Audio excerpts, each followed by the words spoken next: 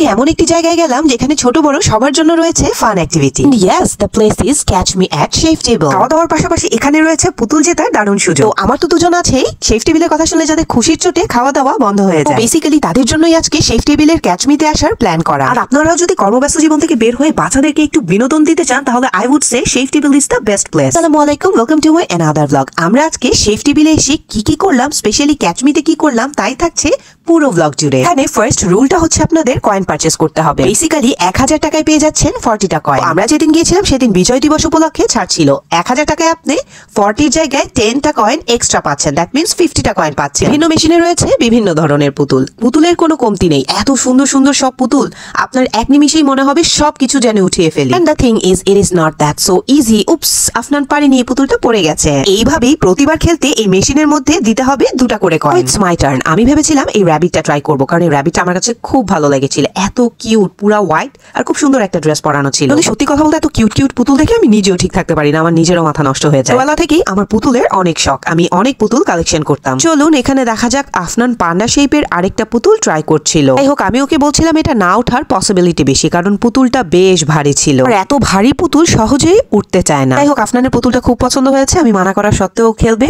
তো আমি যেটা বলেছিলাম পুতুলটা উঠবে না, আর কি করার, ফাইনালি পুতুলটা পড়ে গেল। এখন আবার আমার পালা, আমি আরেকটা ট্রাই করছি। এইভাবে এখানে 2টা কয়েন দিয়ে দিলাম। ডলটাও অনেক সুন্দর ছিল। আমি বেসিক্যালি একটু চুজ করে করে খেলি, যে ডলগুলো একটু দেখতে বেশি সুন্দর ওগুলো ট্রাই করি। তো কেন জানি আমার মনে হচ্ছিল এই ডলটাও উঠবে না। জানি আজকে ক্ল মেশিনের ক্ল গুলো বারবার ডলগুলোকে ছেড়ে দিচ্ছিল। আমার মনে হচ্ছে ক্লটাও ঠিকভাবে প্লেসমেন্ট হয়নি, ডলটাকে ঠিকভাবে ধরেই উঠতে পারেনি। এটা খেলার পর আমি একদম আপসেট হয়ে গিয়েছিলাম। আরিশ আমাকে বারবার বলছিল এখন ট্রাই করো মা, এখন উঠ। যাই হোক, তখন আর সেটা ট্রাই করা হয়নি। আমি ফাইনালি খুব সুন্দর একটা ব্যাগ পেয়েছি। এটা কিন্তু আসলে একটা ব্যাগ, একটা রাবার দিয়ে ভাবে পেঁচিয়ে আটকে রাখা হয়েছে। এটা খুললে পুরোটা খুব সুন্দর একটা ব্যাগ। এই ব্যাগ না, আমরা কিন্তু আরো পেয়েছি। এখানে আরিশা খুব সুন্দর একটা স্টার পেয়েছে পার্পল কালারের। Was like a pillow and it was so soft. তো এখানে একটার পর একটা আমি আফনান আর আরিশা মিলে ট্রাই করেই যাচ্ছিলাম, কোনোটা পাচ্ছিলাম আবার কোনোটা পাচ্ছিলাম। এখানে আবার আরিশা পুরীর একটু মন খারাপ হয়ে গেল, কেননা আফনান 3টা পুতুল এক্সচেঞ্জ করে খুব সুন্দর একটা পান্ডা নিয়েছে। আপনারা কিন্তু এখানে এক্সচেঞ্জ পলিসি পাচ্ছেন। আপনাদের যদি মনে হয় আপনারা 3টা পুতুল দিয়ে একটা বড় পান্ডা বা অন্য টাইপ কোনো কিছু নিতে চান, সেটারও এখানে চান্স রয়েছে। আফনান এই পান্ডাটা নিয়েছে, পান্ডাটা বেশ সুন্দর ছিল, কিন্তু আরিশা আসলে চাচ্ছিল না পুতুল এক্সচেঞ্জ করতে, কেননা ওই এক্সচেঞ্জ করা পুতুলের মধ্যে ওর তোলা স্টারটাও ছিল। ফাইনালি ক্যাচমিতে আমাদের পুতুল খেলা শেষ। এখন ওরা খুব সুন্দর করে ব্যাগের মধ্যে পুতুলগুলো ভরে নিচ্ছে। ওখানে কিন্তু খুব সুন্দর ব্যাগ পাওয়া যায়, 50 টাকা দিয়ে এরকম টাইপ ব্যাগ আপনারা পারচেজ করে নিতে পারেন। ক্যাচমিতে পুতুল খেলা তো শেষ, এখন আমরা বেসিক্যালি একটু খাওয়া দাওয়া করবো, কিন্তু কোথায় বসবো এটাই বুঝতে পারছিলাম না। ডমিনোস পিজার সামনে দাঁড়িয়ে একটু ছবি তুলছিলাম আর স্ন্যাপ নিচ্ছিলাম। প্রথমে একটু সালাদ খেয়ে নিলাম। As we all know Chef Table is famous for their salad items. এখানে বিভিন্ন ধরনের সালাদ পাওয়া যায় আর সালাদের টেস্ট গুলো কিন্তু mouth watering. I would say according to me Chef Table salad is the best সালাদ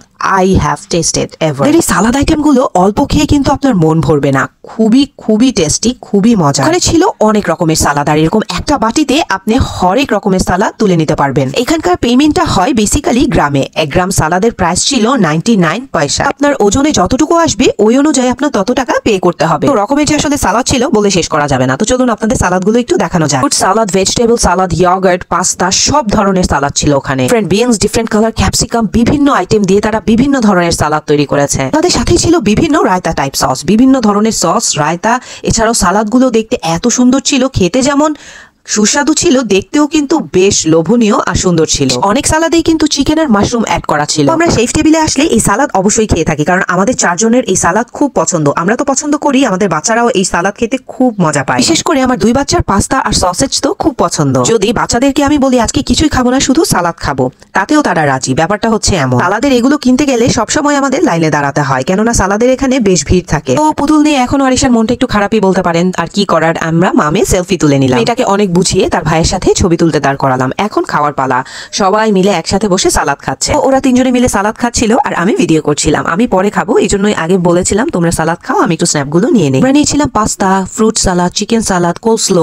প্রত্যেকটা সালাদই বেশ গ্রেভি ছিল। আমার শেফ টেবিলে ফ্রুট সালাদ আর পাস্তা খুব ভালো লাগে। আমি প্রায় ভাবি এরকম সালাদ যদি আমি বাসায় বানাতে পারতাম তাহলে আমি প্রতিদিন বাসায় বানিয়ে সালাদ গুলো খেতাম। তো আর কি, এখন আমার খাবার পালা, এখন আমিও বসে বসে সালাদ খাচ্ছি। আপনারা যারা সালাদ লাভার আছেন তারা কিন্তু এখানে এসে সালাদ ট্রাই করতে পারেন। এখানকার সালাদ আসলে অনেক মজা। আফনান অনেকক্ষণ ধরে বায়না করছিল ও চকলেট ওরিও মিল্কশেক খাবে, কিন্তু মিল্কশেকটা অনেক ঠান্ডা ছিল। তো আমাদের শর্ত ছিল তোমরা 2 ভাই বোন মিলে একটা মিল্কশেক খাবে। তো তারা একটা মিল্কশেক কিনে ফেলেছে, এখন তারা দুজনে শেয়ার করে খাবে। তারা অনেক হ্যাপি। মিল্কশেক পেয়ে দেখে মনে হচ্ছে পৃথিবীর সব মজার খাবার তারা একসাথে কিনে ফেলেছে। And they were very excited. এটা এত ঠান্ডা ছিল, আমি অনেক টেনশনে ছিলাম ওদের যদি ঠান্ডা লেগে যায় তাহলে কি হবে। আর ওদের এক্সপ্রেশন দেখে বোঝা যাচ্ছে যে সবচাইতে মজার খাবার মনে হয় এই মিল্কশেকটাই। যাই হোক, ওদের এই এক্সপ্রেশন দেখে আমার নিজেরও খেতে ইচ্ছে করছিল, তাই আমাদেরকে বলছিলাম মিল্কশেকটা আসলে কেমন। ওরা বললো মা খুব মজা, ট্রাই করে দেখতে পারো। তাই আমিও একটু ট্রাই করলাম। ট্রু, মিল্কশেকটা অনেক ঠান্ডা ছিল, বাট অনেক মজাও ছিল। এর দিনে মাঝে মাঝে ঠান্ডা খেতে কিন্তু খুব ভালো লাগে, কি বলেন? যাই হোক, মিল্কশেকটা ভালোই লেগেছিল। তারপর তাদের বায়না ছিল তারা আইসক্রিম খাবে। ইউজুয়াল আইসক্রিম কার্টের সামনে গিয়ে দুই ভাই বোনই চিন্তায় পড়ে গেল আসলে কোন আইসক্রিমটা খাওয়া যায়, কোন ফ্লেভারটা নেওয়া যায়। তো আর কি, ওখানে অনেকগুলো ফ্লেভারই ছিল। আফনান আরিশা পছন্দ করে দুটো ফ্লেভার নিয়ে নিল। সুন্দর করে আইসক্রিমের কোনগুলো এভাবে সাজানো ছিল, দেখে কিন্তু খুব ভালো লাগছিল। যাই হোক, আমার বাচ্চা দুটা কোনেই খাবে। আমি তাদেরকে অর্ডার করলাম আইসক্রিমগুলো যেন কোনে দেওয়া হয়। আইসক্রিম পেয়ে তারা খুব হ্যাপি, দুজনেই অনেক খুশি। আজকে দুজনেরই অনেক ঠান্ডা খাওয়া হয়েছে। আমরা কি কি খেলাম সেটা থাকছে পরবর্তী ভ্লগে। পুরো ভ্লগটি আপনাদের কেমন লেগেছে অবশ্যই কমেন্ট বক্সে কমেন্ট করে জানাবেন। আজকে এতটুকুই, ইনশাল্লাহ দেখা হবে নেক্সট ভ্লগে। আল্লাহ হাফেজ, আসসালামু আলাইকুম।